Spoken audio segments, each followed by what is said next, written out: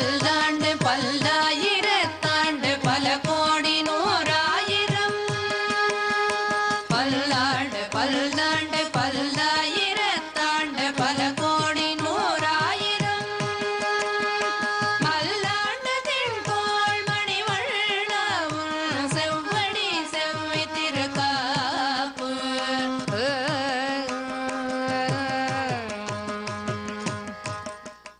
अस्मद्गुरुसमारम्भां यतिशेखरमध्यमां लक्ष्मीवल्लभपर्यन्तां वन्दे गुरुपरम्पराम् ஆழ்வார்கள் வாழி அருளிச் செயல் வாழி தாழ்வாதுமில் குறவர்தாம் வாழி ஏழ்பாறுமுய்ய அவர்களுரைத்தவைகள்தாம் வாழி செய்யமறை தன்னுடனே சேர்ந்து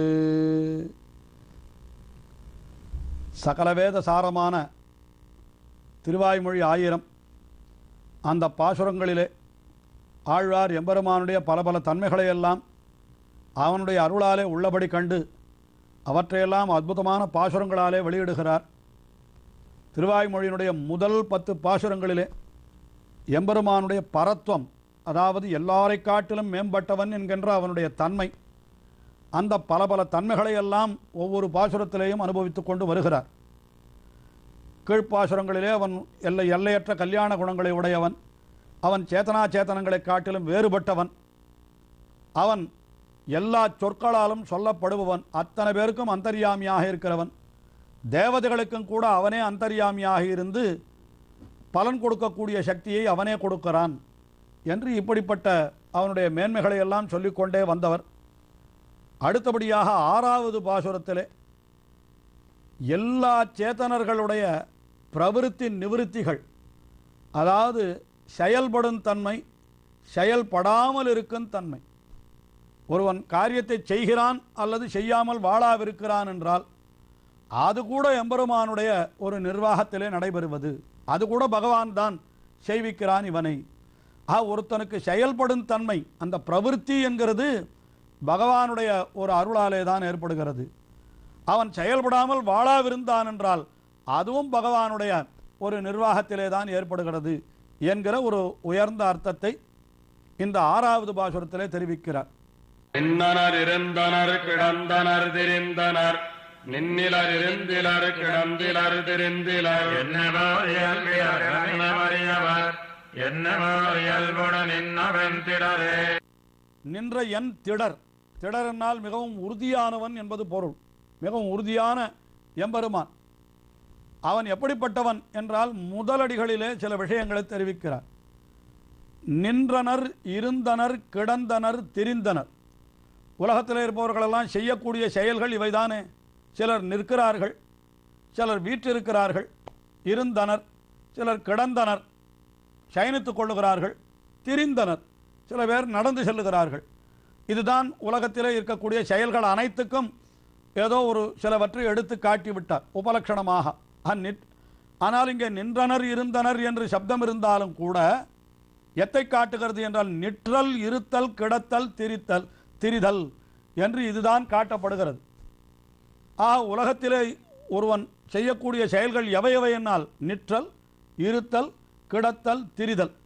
இதெல்லாம் யாராலே ஏற்படுகிறதுன்னா எல்லாம் எம் திடர், எம் திடரான எம்பெருமான் இருக்கிறானே அவனாலே தான் இவை ஏற்படுகின்றன. அவன் நினைக்கவில்லை என்றால் ஒருவனாலே நிற்கவும் முடியாது, இருக்கவும் முடியாது, கிடக்கவும் முடியாது, நடக்கவும் முடியாது என்று அந்த அவனுடைய பிரவிற்த்தி எம்பெருமானுடைய அதீனம் என்று காட்டினார்.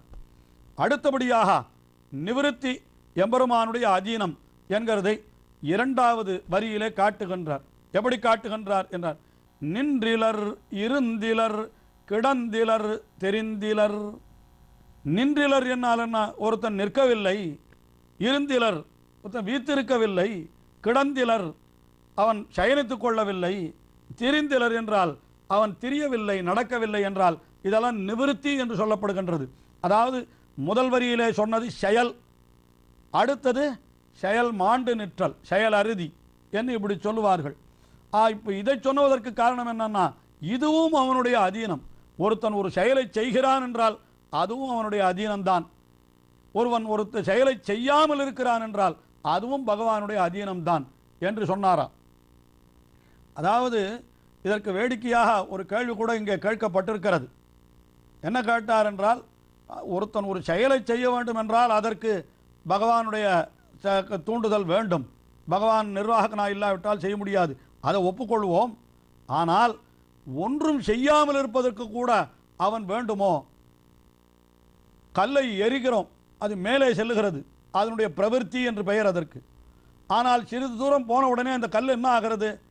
தானே கீழே விழுந்து விடுகிறது. அதற்கு நிவிருத்தி என்று பெயர். இப்போ கல் மேலே எறிவதற்குத்தான் ஒருத்தனுடைய சகாயம் தேவையாயிருக்கிறதே தவிர அந்த கல் கீழே விழுவதற்கு யாருடைய துணை வேண்டும்? அது தானே என்றோ விழுகிறது என்று இப்படி நினைத்து ஒருத்தர் கேட்டாராம். நிவிருத்திக்கு பிரவிற்த்திக்கு அவன் வேண்டும், நிவிருத்திக்கும் அவன் வேண்டுமோ என்று கேட்டாராம். உடனே அதற்கு அழகாக ஆச்சாரியர் பதில் சொன்னார். எம்பார் என்கிற ஆச்சாரியர், அதற்கும் அவன் வேண்டும் என்றார். கீழே விழுகிறான் ஒருத்தன் என்றால் அவனை விழாதே நில் என்று சொல்லுவதற்கு ஒருத்தன் வேண்டி இருந்தது என்று ஒரு சரித்திரத்தை எடுத்து காட்டினார். திரிசங்கு என்பவன், அவன் இந்த உடலோடு சொர்க்கத்திற்கு போக வேண்டும் என்று நினைத்தான். விஸ்வாமித்திரத்தில் வந்தான், அவரும் யாகம் செய்து அவனை சொர்க்கத்துக்கு அனுப்பி வைத்தார். ஆனால் இந்திரன் என்ன செய்தான்? நீ மனித உடலோடு இந்த உலகத்திற்கு வரக்கூடாது என்று அவனை கழுத்து பிடித்து கீழே தள்ளிவிட்டானாம். மேல் உலகத்திலிருந்து இந்திரன். அங்கிருந்து திரிசங்கு கீழே விழுந்து கொண்டிருக்கிறான், பூமியிலே விழுந்து கொண்டிருக்கிறான். இதை பார்த்த விஸ்வாமித்திரர் என்ன செய்தார்? அந்தராளே திஷ்ட, அப்படியே நில் என்று அவனை பார்த்து கையை காட்டினார். உடனே அங்கேயே நின்று விட்டானாம். ஆஹா, மேலிருந்து கீழே விழுவது என்கிறது நிவிருத்தி என்ற ஒரு பொருளிலே நாம் சொன்னோம். ஆனால் அதுவும் தவறு. எப்படி கீழிருந்து மேலே போவது ஒரு செயலோ அதே போல மேலிருந்து கீழே வருவதும் ஒரு செயல்தான். அந்த செயலை நிறுத்துவதற்கும் ஒரு சக்திமான் விஸ்வாமித்திரர் வேண்டி இருந்தார் அல்லவா? அதுபோல ஒரு செயலை செய்யாமல் இருக்கிறதற்கும் அந்த எம்பெருமானுடைய ஒரு அனுகிரகம் வேண்டும், அவனுடைய நியமனம் வேண்டும். அப்பொழுதுதான் அது நடக்கும் என்று இப்படியாக அதற்கு ஒரு பொருளை காட்டினார் என்று வியாக்கியானத்தில் மிகவும் அற்புதமாக காட்டப்பட்டிருக்கிறது. ஆகையினாலே நின்றிலர் இருந்திலர் கிடந்திலர் திரிந்தலர் என்றால் நில்லாமை இராமை கிடவாமை திரியாமை இதெல்லாம் கூட எம்பெருமானுடைய அதீனம், எம்பெருமானுடைய ஆணைக்கு உட்பட்டது என்று தெரிவித்தார். அதற்கு மேலே எம்பெருமான் பகவான் எப்படிப்பட்டவன் என்றும் ஓரியல்வினர் என நினைவு அறியவர். என்றைக்கும் பகவான் இப்படிப்பட்ட தன்மைகளை உடையவன் என்று நெஞ்சாலே கூட அவனை நாம் நினைக்க முடியாது. நம்முடைய நெஞ்சுக்கும் அப்பாற்பட்டவன் எம்பெருமான் என்று, நம்முடைய நினைவுக்கும் அப்பாற்பட்டவன் எம்பெருமான். என்றும் ஓர் இயல்பினர், என்றைக்கும் இப்படிப்பட்ட தன்மைதான் அவனுக்கு உண்டு என்று நாம் முடிவாக அவனை அறிந்து கொண்டு விடலாமா என்றால் நினைவு அறியவர். அப்படி எம்பெருமானை அவனை அறிந்து கொள்ளவே முடியாது என்று சொன்னவர் உடனே அடுத்த வரியிலே என்றுமோர் இயல்வோடு என்றார். அவன் என்றைக்கும் ஒரே இயல்வோடு நிற்பவன் என்றார். கீழ் வரியிலே என்றைக்கும் ஒரே இயல்வோடு நிற்பவன் என்று நெஞ்சாலும் நினைக்க முடியாதுன்னு சொல்லிவிட்டு உடனே என்றுமோர் இயல்பினர்னா என்ன பொருள் என்று கேட்டுக்கொண்டு மிகவும் அழகாக நம்மளை காட்டுகின்றார். என்றுமோர் இயல்பினர் என நினைவறியவர்னு சொன்னாரே, அந்த தன்மை என்றுமோர் இயல்வோடு என்றைக்கும் அவனுக்கு மாறாது. என்றைக்கும், அதாவது அவனை நெஞ்சாலும் கூட நினைக்க முடியாது என்கிற தன்மை என்றைக்கும் அவனுக்கு நிரந்தரமாகவே இருக்கும். அதை நாம் நினைத்தே பார்க்க முடியாது. அப்படிப்பட்ட நின்றவர் என் திடர், என்னுடைய திருடமான உறுதியான பரம்பொருள் என்று இந்த 6வது பாசுரத்திலே காட்டினவர். அதற்கு மேலே 7வது பாசுரத்திலே உயர்ந்த வேதாந்தார்த்தத்தை காட்டுகின்றார்.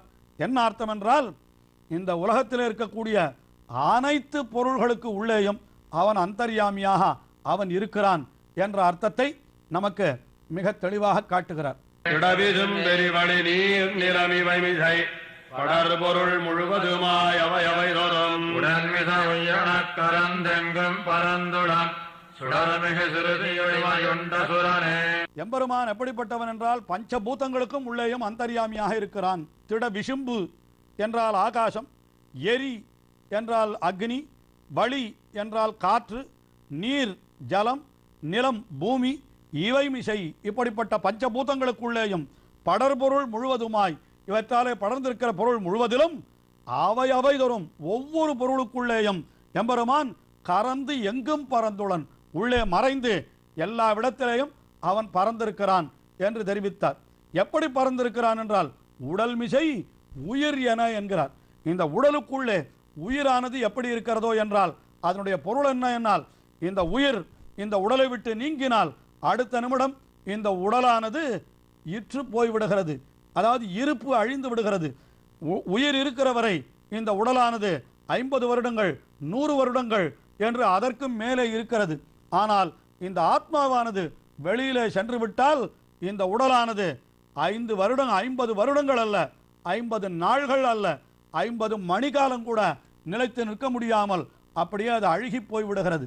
ஆகையினாலே இந்த உடல் தரித்திருப்பதற்கு எது காரணம் என்றால் உள்ளுக்குள்ளே இருக்கிற அந்த உயிர்தான் காரணம் என்பது போல அனைத்து பொருள்களும் தரித்திருப்பதற்கு எது காரணம் என்றால் அந்த பகவான் உள்ளுக்குள்ளே அந்தர்யாமியாய் இருப்பதுதான் என்கிற கருத்தை நமக்கு தெரிவிக்கும் வண்ணமாகத்தான் உடல் மிசை உயிர் என, உடலுக்குள்ளே உயிர் எப்படி இருக்கிறதோ அதுபோல பகவான் கறந்து மறைந்து, கறந்து என்றால் மறைந்து, எங்கும் பறந்துளன், எல்லா இடத்திலும் அவன் பறந்திருக்கிறான், அவன் பறந்திராத இடமே இல்லை என்று இப்படி சொல்லி இந்த எம்பெருமான் யார் என்றால் இப்படி எம்பெருமான் இருக்கிறான் என்று நாம் எப்படி அறிவது என்றால் சுடர்மிகு சுருதியுள் என்று, சுருதி என்றால் வேதம், அது மிகு சுருதி என்றால் மிகவும் உயர்ந்ததான வேதம், அதாவது நித்தியமான வேதம், அபௌருஷயமான வேதம் என்று என்றைக்கும் அழியாததாய் ஒருவனாலே உண்டாக்கப்படாததாய் இருக்கக்கூடிய அப்படிப்பட்ட சுடர்மிகு சுருதி என்கின்ற வேதம், அந்த வேதத்திலே அவனுடைய பெருமைகள் எல்லாம் இவ்வாறு தெரிவிக்கப்பட்டிருக்கின்றன. இவை அனைத்தையும் தனக்கு உள்ளே கொண்டிருக்கிறான் எம்பெருமான் என்பதை நாம் இன்னும் நன்றாக உணர வேண்டும் என்பதற்காக என்ன செய்தான், இவை உண்ட சுரன் என்று பிரளயம் வந்த பொழுது ஒரு பொருள் புறப்பாடின்றி என்று சொல்லும்படியாக எல்லா பொருள்களையும் தன்னுடைய வயிற்றுக்குள்ளே வைத்துக் கொண்டிருந்து அத்தனை பொருள்களையும் எம்பெருமான் காத்தானான். ஆக இதனாலே என்ன தெரிவிக்கப்படுகிறது என்றால் எல்லா வஸ்துக்களுக்குள்ளேயும் அவன் உள்ளான், உடன்மிசை உயிரென கரந்தெங்கும் பரந்துளன் என்று அப்படி தெரிவித்தார். எல்லா வஸ்துக்களுக்குள்ளேயும் அவன் இருக்கிறான் என்று. இங்கே இவையுண்ட சுரன் என்கிறபடியினாலே இவை உண்டவன் பிரளய காலத்திலே எல்லா வஸ்துக்களையும் தனக்குள்ளே வைத்துக் கொண்டிருந்தான் என்கிறபடியினாலே எல்லா வஸ்துக்களும் அவனுக்குள்ளே இருக்கின்றன. ஆஹா, சர்வம் அத்திர வசதி சர்வத்திர சஹா வசதி என்று சொல்லும்படியாக உயர்ந்த திருநாமங்கள் வாசுதேவன், விஷ்ணு, நாராயணன் என்கிற திருநாமங்கள். அதனுடைய பொருள் என்ன என்றால் எல்லாவற்றுக்குள்ளேயும் அவன் இருக்கிறான், அவனுக்குள்ளே எல்லா வஸ்துவும் இருக்கிறது என்ற அந்த பொருளானது இந்த பாசுரத்திலே நமக்கு தெள்ளத் தெளிவாக காட்டப்பட்டிருக்கிறது என்று நாம் கொள்ளலாம். இதெல்லாம் வேதத்திலிருந்து நாம் அறிகிறோம் என்பதை அவன் உளன், சுடர்மிகு சுருதியுள் உளன், அவன் இவையுண்ட கரன், இவையுண்ட கரன் என்றால் இவற்றையெல்லாம் உண்ட சுரன் எம்பெருமான் எல்லா வஸ்துக்களுக்குள்ளேயும் எழுந்தருளிருக்கிறான் என்று அவனுடைய மேன்மையை ஆழ்வார் அருளி செய்து கொண்டே போகிறார். அனுபவம் இன்னும் தொடர்கிறது, தொடர்ந்து அனுபவிப்போம். ஆழ்வார் எம்பெருமானார் ஜீயர் திருவடிகளே சரணம்.